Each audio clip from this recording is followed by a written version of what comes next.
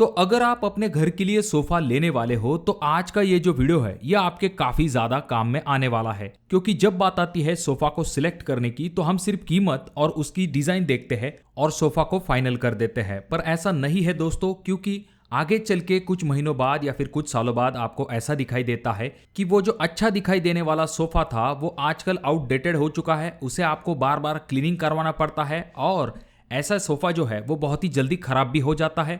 और गलत तरीके का जब आप सोफा लेते हो और उसके ऊपर आप बैठते हो तो ये काफी अनकंफर्टेबल भी हो सकता है। तो इसीलिए आज का ये जो वीडियो है ये काफी इंपॉर्टेंट इसी वजह से है, क्योंकि कुछ ऐसे इंपॉर्टेंट पॉइंट होते हैं जैसे कि आपका जो सोफा है उसके कंफर्ट के हिसाब से क्या क्या मेजरमेंट होने चाहिए, यानी कि सोफे की हाइट कितनी होनी चाहिए, उसके जो बैक रेस्ट होता है या फिर जो साइड आर्म रेस्ट होता है उसकी हाइट कितनी होनी चाहिए, ये तो हम आज के वीडियो में देखने वाले हैं। साथ में इस वीडियो में हम ये भी देखेंगे कि सोफा का जो फ्रेम होता है वो भी काफी इंपॉर्टेंट होता है, तो वो किस तरह से हमें सिलेक्ट करना चाहिए। सोफे में कंफर्ट के लिए फोम भी काफी इंपॉर्टेंट होता है, तो उसके बारे में भी हम आज के वीडियो में देखेंगे। और वीडियो का जो एंड पार्ट होगा जो कि काफी इंपॉर्टेंट है, वहां पर हम ये जानेंगे कि सोफा का जो फैब्रिक होता है, क्योंकि हम सिर्फ देखते हैं कि लेदर वाला सोफा अच्छा दिखाई देता है, वेलवेट वाला सोफा अच्छा दिखाई देता है और हम उसे अपने घर के अंदर लाते हैं और ऐसे सोफा को मेंटेन करना मुश्किल होता है, कीमत भी बढ़ जाती है। तो ऐसे इंपॉर्टेंट पॉइंट को हम इस वीडियो में जरूर कंसीडर करेंगे, जिससे कि आप अपने घर के लिए सबसे बेस्ट क्वालिटी का और बेस्ट लुकिंग सोफा ले सको। तो चलिए हम वीडियो को शुरू करते हैं, पर उससे पहले अगर आप लोग इस चैनल पे नए आए हो तो चैनल को जरूर सब्सक्राइब कीजिए। हम 1 मिलियन के काफी करीब आ चुके हैं। तो सबसे पहले बात करते हैं सोफा के जो स्टैंडर्ड मेजरमेंट होते हैं वो आखिर कितने होने चाहिए। तो सबसे पहला पॉइंट आ जाता है वो है सोफा की सिटिंग हाइट।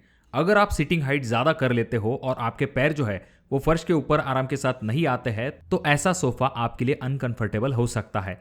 तो सोफे की जो स्टैंडर्ड सिटिंग हाइट होती है वो 15 इंच से लेके 20 इंच तक होती है, और अगर आप कंफर्टेबल सीटिंग हाइट चाहते हो ऐसे में आप जो है 16 इंच से लेके 18 इंच तक अपने सोफा के सिटिंग हाइट को रख सकते हो। अगर हम सोफे के सिटिंग डेप्थ के बारे में बात करते हैं तो बैक रेस्ट को छोड़ के आपके सोफे की जो सिटिंग डेप्थ है वो 20 इंच से लेके 24 इंच तक होनी चाहिए। अब अगर हम सोफे के बैक रेस्ट के बारे में बात करते हैं तो उसकी हाइट भी आपको कम से कम 14 इंच से लेके 18 इंच तक रखनी चाहिए। अगर आप ये जो बैक रेस्ट है इसकी हाइट को कम कर दोगे तो आपको आगे चल के पीठ दर्द जैसी समस्या हो सकती है। देखिए दोस्तों, अब अगर हम इस सोफे के बैक रेस्ट के एंगल की बात करते हैं तो ये भी काफी इंपॉर्टेंट होता है। अगर आपके सोफे का बैक रेस्ट का एंगल डायरेक्टली 90 डिग्री में है तो ऐसा सोफा आपके लिए काफी ज्यादा अनकंफर्टेबल हो सकता है। ऐसे में ये जो सोफे का एंगल है ये आपको कितना रखना चाहिए, तो सोफे का जो आइडियल एंगल है वो आपका 100 डिग्री से लेके 110 डिग्री तक होना चाहिए, जो कि आपके लिए कंफर्टेबल हो सकता है। और सोफे के ये जो आर्म रेस्ट होते हैं इनकी हाइट जो है वो 6 इंच से लेके 9 इंच तक होनी चाहिए, जिससे कि आप उस आर्म रेस्ट के ऊपर कंफर्टेबली अपना हाथ रख सको। और जो सोफा की ओवरऑल हाइट होती है वो 30 इंच से लेके 36 इंच तक होती है। तो वीडियो में ये जानते हैं कि आपको कौन से टाइप का सोफा अपने घर के लिए नहीं लेना चाहिए। तो खास करके जो बल्कि डिजाइन वाले सोफा मार्केट में अवेलेबल होते हैं तो उनका इस्तेमाल आपको नहीं करना चाहिए। खास करके ये जो बल्कि सोफा होते हैं इनमें ज्यादा कुशन का भी इस्तेमाल किया जाता है। अब ये जो बल्कि टाइप के सोफा है इनका नुकसान ये होता है कि पहली चीज इनका लुक इतना अच्छा दिखाई नहीं देता है, दूसरी चीज इनकी वजह से ज्यादा स्पेस भी कंज्यूम होता है। अगर आप छोटे लिविंग रूम के अंदर इसे लगा लेते हो तो पूरा ध्यान आपके सोफे के ऊपर जाता है और आपका लिविंग रूम जो है वो काफी छोटा दिखाई देने लगता है।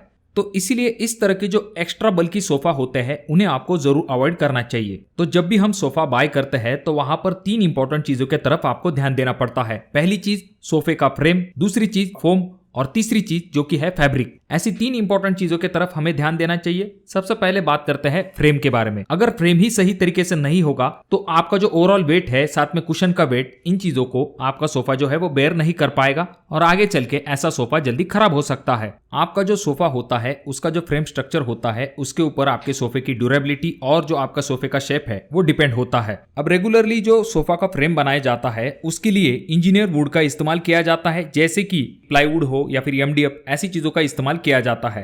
पर अगर आपको बहुत ही ज्यादा ड्यूरेबल मटेरियल चाहिए ऐसे में आप जो है शीशम की लकड़ी या फिर मैंगो वुड का इस्तेमाल कर सकते हो, जिससे कि आपका जो सोफे का फ्रेम है वो ज्यादा मजबूत बनेगा। और यहाँ पर ध्यान देने वाली बात ये भी होती है कि अगर आप प्लाईवुड या फिर MDF का इस्तेमाल करते हो तो ओवरऑल सोफा बनाने का जो कॉस्ट है वो कम हो जाता है। इसी वजह से ऐसे मटेरियल से बने हुए सोफा आपको कम दाम में मिलते हैं। और जब आप लकड़ी का इस्तेमाल करते हो जैसे कि शीशम की लकड़ी हो या फिर मैंगो लकड़ी या फिर किसी और भी महंगी लकड़ी का इस्तेमाल करते हो, ऐसे में फ्रेम का कॉस्ट बढ़ने की वजह से सोफे का जो ओवरऑल कॉस्ट है वो भी बढ़ जाता है। अब ये तो हो गई सोफे के फ्रेम की बात। पर जहां तक बात आती है सोफे के दूसरे सबसे इंपॉर्टेंट पार्ट की, तो वो है फोम। आपके सोफे के कंफर्ट के लिए आपका फोम अच्छा होना काफी जरूरी होता है, और अगर आप गलत फोम का चुनाव कर लेते हो तो ऐसा सोफा आगे चल के सैगी हो जाता है। इस्तेमाल में ऐसा सोफा काफी अनकंफर्टेबल हो जाता है। अब जब भी आप फोम को सिलेक्ट करते हो तो आपको कुछ इंपॉर्टेंट चीजों की तरफ ध्यान देना पड़ता है। तो फोम में सबसे पहली और सबसे इंपॉर्टेंट चीज जो कि आपको ध्यान देनी है, जो कि है डेंसिटी। जितनी ज्यादा आपके फोम की डेंसिटी होगी वो उतना ही ज्यादा कंफर्टेबल होगा और उतनी ही उसकी ज्यादा ड्यूरेबिलिटी होगी। जाहिर सी बात है, जितना ज्यादा हाई डेंसिटी फोम होगा उसका वजन उतना ही ज्यादा होगा।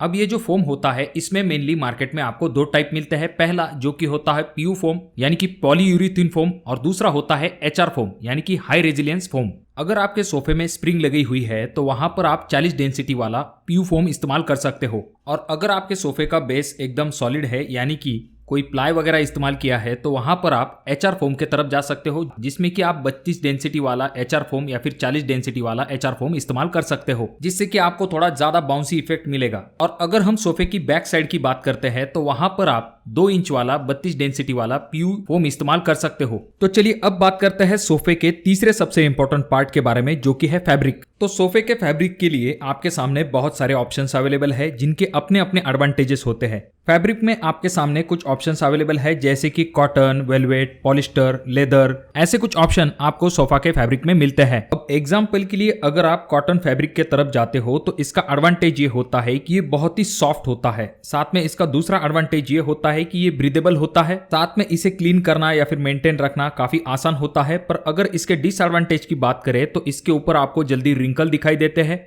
और आगे चल के इसका जो फैब्रिक है वो थोड़ा सा फेड होने लगता है। साथ में इसके ऊपर जो दाग धब्बे हैं उन्हें भी निकालना या फिर साफ करना काफी डिफिकल्ट होता है।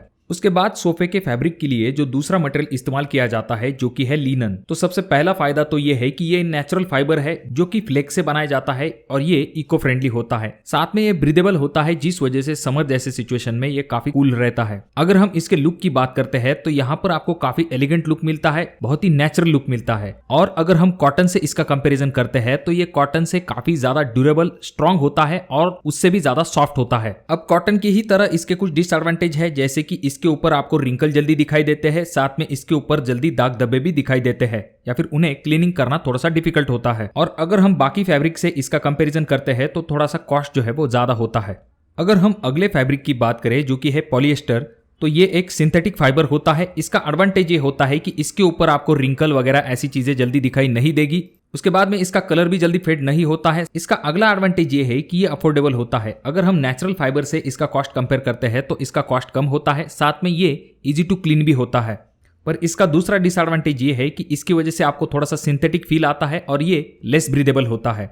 अगर हम अगले फैब्रिक के बारे में बात करें, जो कि है वेलवेट, तो अगर आपको लग्जरियस अपीयरेंस चाहिए तो वहां पर आप जो है वेलवेट का इस्तेमाल कर सकते हो, जिससे कि आपको एक रिच टेक्सचर मिलता है। और अगर हम टच की बात करते हैं तो काफी ज्यादा सॉफ्ट टच आपको इस वेलवेट में मिलता है, और इसमें आपको थोड़ा सा वार्म फीलिंग मिलती है। अगर हम वेलवेट फैब्रिक के डिसएडवांटेज की बात करते हैं तो यहाँ पर पहला डिसएडवांटेज आ जाता है, जो कि है हाईली मेंटेनेंस। इस फैब्रिक के तरफ आपको हमेशा ध्यान देना पड़ता है, रेगुलर ब्रशिंग की यहाँ पर जरूरत होती है, और जहां पर भी आप हाथ वगैरह लगाते हो तो उसके मार्क जो है इस वेलवेट फैब्रिक के ऊपर दिखाई देते हैं। और सबसे बड़ा डिसएडवांटेज ये है कि ये ज्यादा कॉस्टली होता है अगर हम बाकी फैब्रिक से कंपेयर करते हैं तो। अब फैब्रिक में अगला ऑप्शन आपके सामने आ जाता है, जो कि है माइक्रोफाइबर। तो इसका एडवांटेज ये होता है कि ये जो माइक्रोफाइबर है ये काफी ज्यादा सॉफ्ट और कंफर्टेबल होते हैं। इनमें आपको स्वेट जैसा फील आता है। और अगर हम इसके अगले एडवांटेज के बारे में बात करें, जो कि है हाईली स्टेन रेजिस्टेंट, यानी कि इसके ऊपर आपको दाग धब्बे जल्दी दिखाई नहीं देंगे। अगर आपके फैमिली में छोटे बच्चे हैं या फिर पेट्स है तो वहां पर ये एक अच्छा ऑप्शन हो सकता है। और ये हाईली ड्यूरेबल भी होता है, जिस वजह से हेवी यूज करने पर भी ये जल्दी खराब नहीं होता है।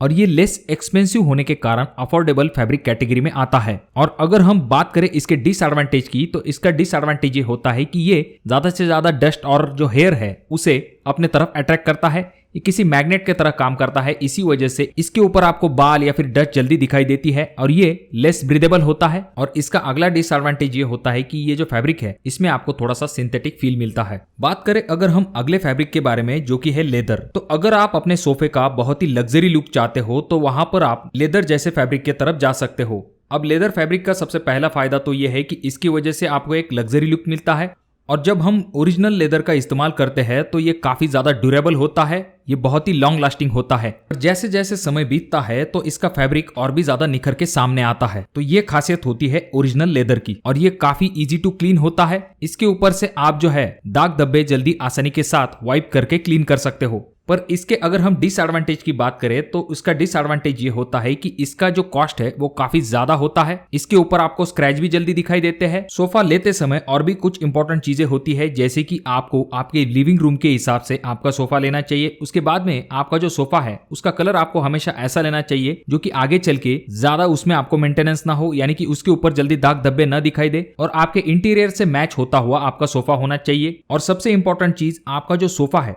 वो कंफर्टेबल होना चाहिए। तो अगर आप इन चीजों के तरफ ध्यान देते हो तो अपने घर के लिए अच्छे क्वालिटी का सोफा ले पाओगे। तो अगर आपको ये वीडियो अच्छा लगा हो तो जरूर इसे लाइक कर दीजिए। चैनल पे अगर आप लोग नए आए हो तो चैनल को जरूर सब्सक्राइब कीजिए। वीडियो बहुत ज्यादा ही अच्छा लगा हो तो अपने दोस्तों के साथ शेयर कर दीजिए। और ये जो तीनों वीडियो है इनमें से कोई एक वीडियो आपके जरूर काम में आ सकता है।